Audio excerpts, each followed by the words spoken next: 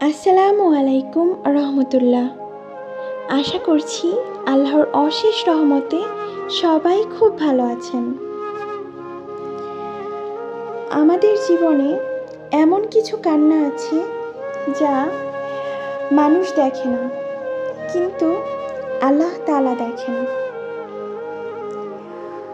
আজ আমি আপনাদের শোনাবো এমন এক দুঃখী মেয়ের গল্প। এই গল্পটি আমাদের মনে করিয়ে দেয়, কষ্ট যত গভীরই হোক না কেন, আল্লাহর রহমত তার চেয়েও অনেক অনেক অনেক বড়।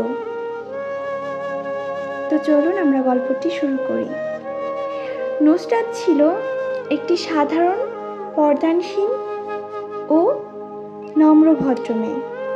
ছোটবেলা থেকেই তার স্বপ্ন ছিল আল্লাহকে খুশি করে জীবন কাটানো, কিন্তু জীবনের বাস্তবতা ছিল অনেক কঠিন।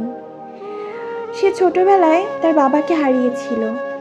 তার সংসারের অভাব, মানুষের অবহেলা আর ভবিষ্যতের অনিশ্চয়তা সব মিলিয়ে তার জীবনটা যেন ছিল এক দীর্ঘ পরীক্ষাময়।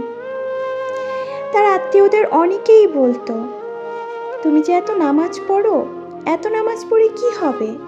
এত দোয়া করে তোমার কি হবে? তোমার জীবন তো বদলাচ্ছে না।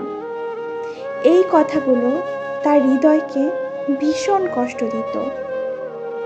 তাই রাতের নীরবতায় সে সিজদায় পড়ে শুধু বলতো, হে আল্লাহ, আমি কাউকে দোষ দিচ্ছি না, শুধু আমাকে এমন ধৈর্য দাও যাতে আমি তোমার উপর ভরসা হারিয়ে না ফেলি। দিন কেটে গেল, কিন্তু তার কষ্ট শেষ হলো না। তবুও সে 5 ওয়াক্ত নামাজ ছাড়েনি, কোরআন তেলাওয়াতও বন্ধ করেনি। মানুষের উপকার করার সুযোগ পেলেই সে এগিয়ে যেত। একদিন তার মা অনেক অসুস্থ হয়ে পড়লেন। এদিকে সংসারেও অর্থের অভাব। নুসরাতের চোখে পানি চলে এলো, কিন্তু কারো কাছে কোনো অভিযোগ নয়।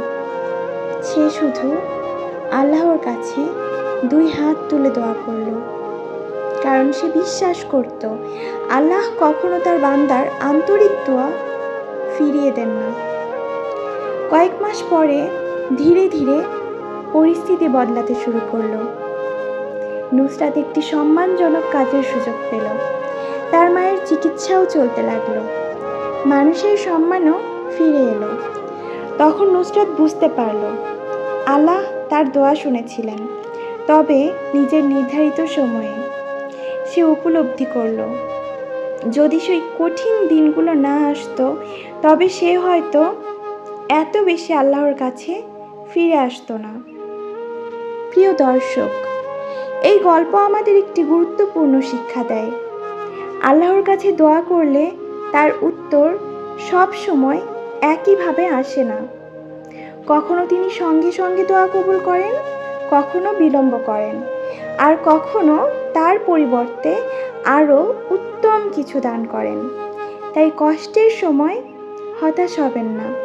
আল্লাহ তাআলা বলেন, নিশ্চয়ই কষ্টের সাথেই রয়েছে স্বস্তি।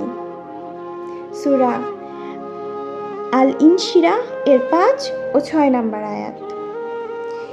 যে ব্যক্তি আল্লাহর উপর ভরসা রাখে তার জন্য তিনিই যথেষ্ট।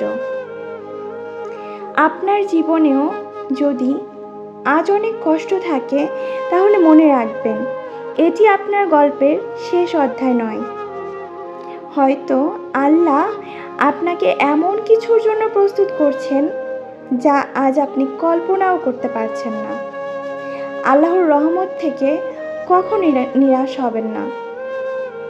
তাই নামাজ, দোয়া, ইস্তেগফার এবং ধৈর্য আঁকড়ে ধরুন এবং আল্লাহর উপর ভরসা করুন।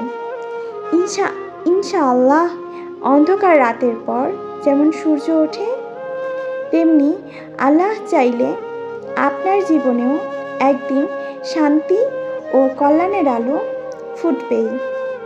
আল্লাহ আমাদের এই সব কিছু বোঝার তৌফিক দান করুন। আমিন। আসসালামু আলাইকুম রহমতুল্লাহি ওয়া বারাকাতুহু।